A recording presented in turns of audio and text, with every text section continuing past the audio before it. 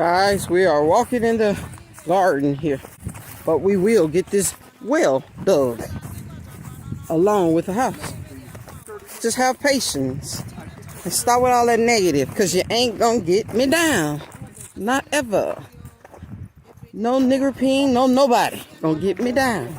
Hello and welcome to another day in paradise, and welcome to another edition of the Unapologetic Negropian. In today's video, we are back at Bags, and today we're going to talk about another video that he has released. Yes, both Ricks and Cynthia have released another video to his paying subscribers. After watching this video, it left me with one clear question.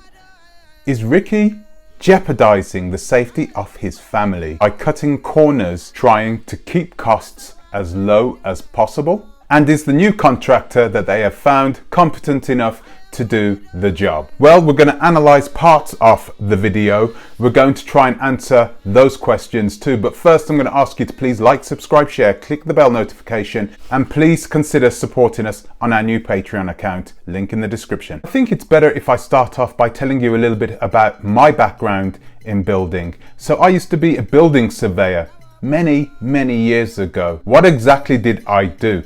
Well, I would go into a site before the builders got there. I would draw very detailed schematics of the building that was going to be built, and also the surrounding areas, pipes, drainage, that type of thing. And I'd put it into a graph in which builders could see, they could work with that. They would know exactly what type of materials they needed to bring, what type of tools they needed to bring, how many workers they needed, what kind of machinery they needed. So once this is down in this report, the builders would get it and they wouldn't need anything else. That's what I used to do. So when I'm watching these videos and I'm watching these kinds of questions being asked, like this. This right here, the first level looks like it says 450. Second level seems like the roof, 3,000. Little glimpse of the plane. 450. Only a little. Now I don't know if that's centimeters or meters, or I doubt if it's meters, but it has to be something. For me, listening to these types of questions being asked at this stage of the building, when the foundation, the most important part of the building project, has already been laid, this tells me that these people are in serious trouble. Without getting too technical, I'm going to explain to you why these problems need to be rectified by the proper professionals, i.e. a qualified architect, a qualified building surveyor, and a qualified structural engineer. Some of you guys may be thinking, well, where do we find that? That would be a very ignorant question to ask, because West Africa is a part of the world that produces some of the world's best architects. I don't know what it is about this part of the world, but they just have a conveyor belt just producing these types of technical expertise. Gambia, of course, is no exception. There are plenty of structural engineers. There are plenty of architects and plenty of building surveyors, qualified building surveyors. However, Rick does not want to spend the money to get these types of expertise in. Take a look at this. You don't need the pillars on the inside because all the ones on the outsides are already there. See right here? You see that, Rick? You don't need them because it's inside. It will be stronger because they're on the outside. That was Cynthia. And for me, as somebody that has worked in the profession, that was one of the scariest things I have ever heard somebody say about pillars. She says in the video that she doesn't need many more pillars in the inside because we have enough pillars on the outside, which would be fine actually if we're talking about pillars, let's say a flying pelmet pillar, which I'm going to show you a picture of, because those work in a different way. They distribute the weight of the roof onto the floor, onto the ground outside, and not directly down onto the pillars that are already inside the house. However, in this house, there is no flying pelmet pillars. Of course not. I've never seen a house with a flying pelmet pillar, okay? The pillars that are used on the indoors are used to hold up the roof via a wooden skeleton system inside the roof, okay? So that is absolutely needed. It's essential, right? And it's essential that the pillars go in the right place. You can't move them around. On the inside of the building, if you move the pillar around, right, you could add another 100 pillars inside there. If they're not in the right place, the building is gonna fall in. Tell me what's strong. 124. 112 for the concrete. 1 bag of cement, 1 bag of sand. 1 bag of sand. 2 Okay, bag. no, 1 wheelbarrow of sand, and Two. 2 wheelbarrows of Gravel. gravel. For, Okay. for concrete. Concrete blocks. Yes, yes, Blocks. yes. So 1, 2, 1. Okay, 112. Where you got So- you finished? Yes. One cement, Cement 1, sand 1 for the gravel. Yeah, for the concrete. you say concrete, you're making blocks. No, block for the 1 bag, 2 and 2 for the sand. 1, 1, 112. 1, 1, 2. 1 2. no. One. 1 yes, 1 One, 1 two. 2. 1, 1, 2 Yeah. for the blocks. 1, 1, 2 for the concrete. No, concrete for the 1 1 2. This for the 1 2. Blocks is 1, 2. No, 1. No, 112. Concrete for the 1 1 2. Concrete is 1, 1, 2. Yes. When you come Blocks. block 1 2. I'm not going to question this builder because I don't know him. He seems competent enough. However, there seems to be a problem with communication.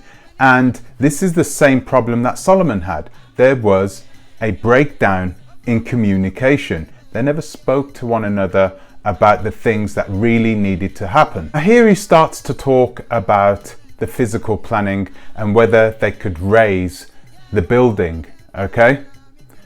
And this scared me as well, okay? This should not be happening at this stage of the building. The foundations were calculated to carry a certain weight. If you add more materials to foundation of a building that is going to be built on soft, moist land, well, that is just a disaster waiting to happen. No. Physical planning approved this plan. Where's the paperwork? Right, so you got it. Yeah, physical planning said a house has to be like this. See, physical planning, they stopped it. They said we approved this plan. If I take this up 7,000, it's a problem. Yes, Ricky, it is a problem. It's a massive problem. You cannot raise the height of the building by 2.5 meters, that's 7.5 feet, without recording or seeking permission from the Planning Permission Commission. It's problem. Yeah, because physical planning, you said 3,450. No, 450, yeah. Right. You said if I want to take it higher, no problem. No, he did not say that, Rick. And we can see the game that Ricky is now trying to play. He's trying to assign blame to this builder for when things go wrong. And he's also trying to record it so he can easily refer back to it to his Patreon members that, hey, I did ask him and that was the answer he gave, leaving room for him to terminate his contract as and when he needs to. But this builder is a lot smarter than what he may look. Let's listen on and see how he answers this. The high. Yeah, but physical planning said This is 3, 4, 5. it's not good. No, look, I think you can go up, but you can't go out. Physical planning said, I approve this plan. So if we go higher, do we have to get physical planning again? Another stamp? I don't think so.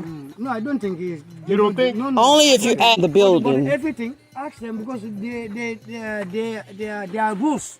They No, all know better than me.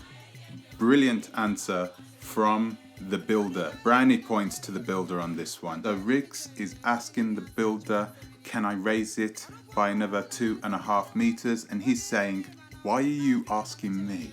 You need to ask physical planning. Those are the people that know. They know better than what I do. And Riggs knows this. Ricks knows this, but he's trying to assign blame onto somebody else when things go wrong so he can easily terminate the contract as and when he needs to. This is really, really dirty types of tricks here coming from Rick. They all know better than me, okay? So what the builder is actually telling Ricky, who's asking him whether he is allowed to make the building higher, right? The builder's telling Ricky, hey, why are you asking me for? I'm just the builder. You give me the plans, I build what's on the plan, okay? I don't know. You need to ask the right people, right? And the thing is that Ricky and Cynthia are not stupid. They're not stupid people, right? I know this, right? So I have a feeling that they are planting the seed for an F-up, basically, right? So if anything goes wrong, they can assign blame onto the builder instead and say, hey, the builder told us we could do this.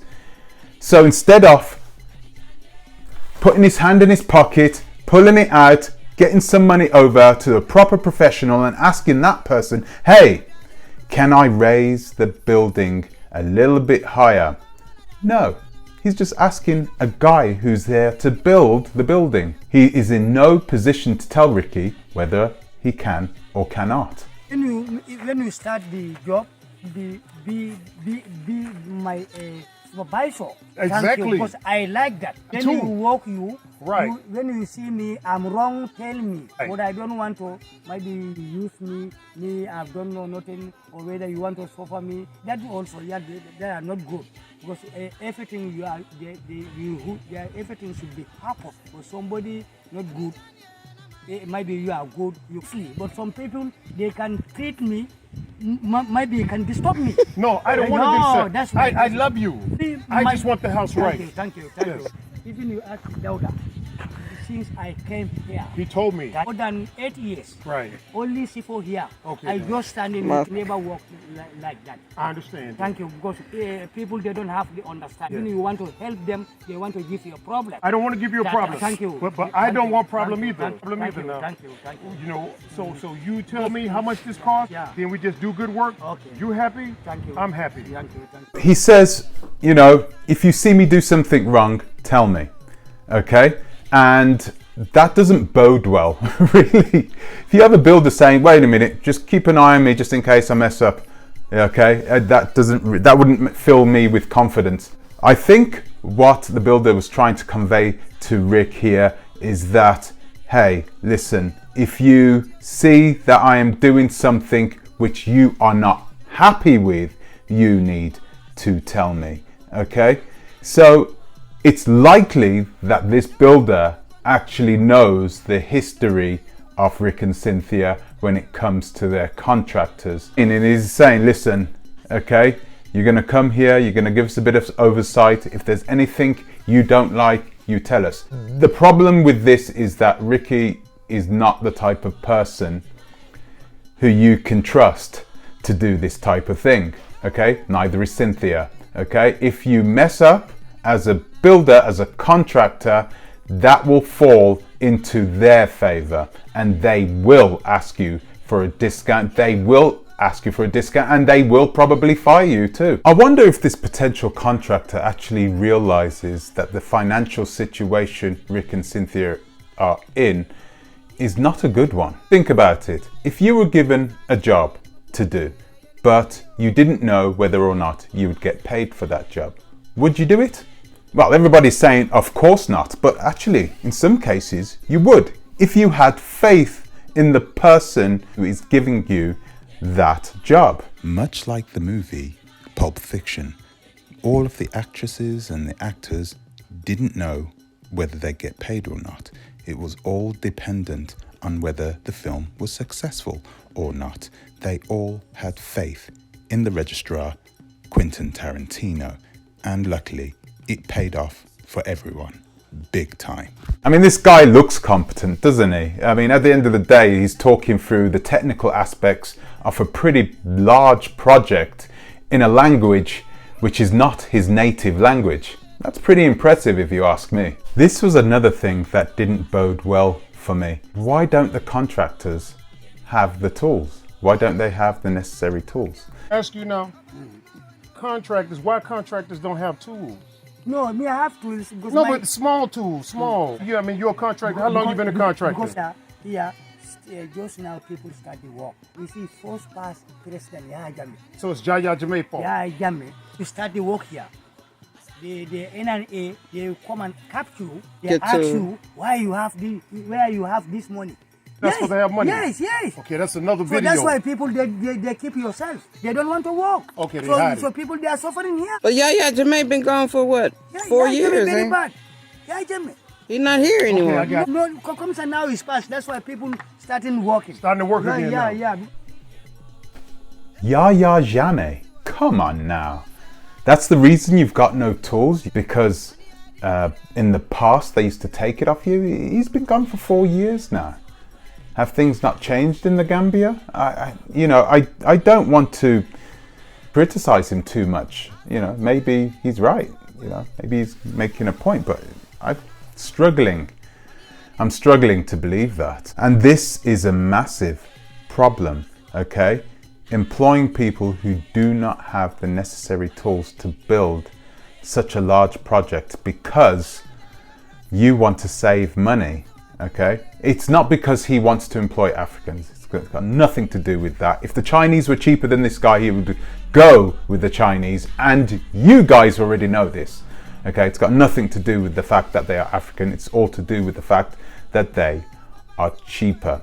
And he can work his magic with them, okay? He can fire them and hire them and do whatever he wants with them. If Rick and Cynthia feel like they have more power over the native Gambians, this is a massive problem that needs to be solved, because we have now the Chinese and Lebanese building infrastructure in the Gambia, and they're building it like this, and they can do it really quickly because they have the machinery. They just send it into the Gambia. You don't need to pay tax on machinery like this, okay? So you can send a JCB or a Caterpillar over from the United States. The Chinese know this, okay? They're sending over their diggers. They're sending over their heavy industrialized machines to come over there and build whatever they like. They don't have to pay taxes on it. There's no import taxes on it. There's also no import taxes on things like buses. Anything that is large, that carries multiple amounts of people inside, okay? The Chinese and the Lebanese know that, and they are taking advantage of it. So there you go. There's a great idea for a business. Open up a plant hire company right there in the center of Banjul, right? Make sure everybody knows where you come from. Get involved with all the local communities, with all the expat communities. Make sure that they know that you're there. You have the knowledge, you have the tools, okay? So do that. A JCB in the UK is chump change. You can buy one for 5-6 grand, okay? You can get these types of machinery in the UK really cheap, okay? There is room there for somebody to capitalize on that. Every time I see these types of opportunities open up, I see these opportunities where we can forge stronger bonds with our continental brothers and sisters, but we need to focus on working with the local people. We need to focus on working with the community. We cannot, as diasporans, we can't do anything in Africa, anything, without the people at the helm, and those are the continental Africans. I really hope that Rick and Cynthia see sense. They don't end up trying to move walls and move pillars to make the house stronger. They need to not do it themselves. They need to realize their own limitations and spend the money. Even if they have to ask their subscribers, God, they ask them for everything else, don't they? So even if they have to ask their subscribers for the money so they can go to reputable building surveyors, reputable architects and reputable professionals, and make sure that Rick and Cynthia can have the house that they always wanted and it's not going to collapse on them whilst their children are in bed. God, this is a nightmare waiting to happen. It really is. And I really hope that Rick and Cynthia, if you're watching this, I implore you, please, please, please, get the right people in. Spend the money. Buy once, buy well, and that's it. Once it's done, you can make some money afterwards. Do whatever you need to do. Start on other projects. But focus on this one project now. Okay? And make sure you get it done right. And I'm sure you have a whole host of people who support you and wish you well in this project. Guys, that's it from me for today. What do you guys think? Do you think they should start with a clean sheet and just start all over again? Do you think that they should just find the right people, the right consultants to come in and make sure they draw the plans up using the foundations that they already have right there, build from there, make sure that that building is as strong as possible? Or do you think they should just give up the project altogether and get back to America? Let me know what you think in the comment section below. It'd be really good to hear from you. I'd like to thank you for watching today. I'd like to give an extra special thanks to my Patreon subscribers. So I'll see you in the next one. Until the next time, think twice, ta-ra a bit.